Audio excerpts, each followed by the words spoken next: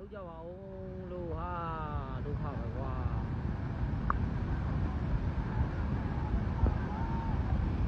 ကောက်ဖုံးဆက်ထားတယ်မလုံးနဲ့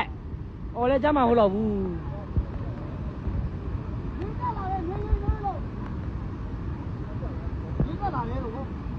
ရက်တော်တက်လာရဲ့ကွာဘာမှလုပ်မရဘူးမိတက်ကလည်းခုချိန်ကြီးမလာဘူးမိတက်ကလာရင်ကျိုးနေဆိုအဆင်ပြေမှာဟိုချင်းတုံးကြီးတော့ဝန်ဆောင်ပြီးပြီ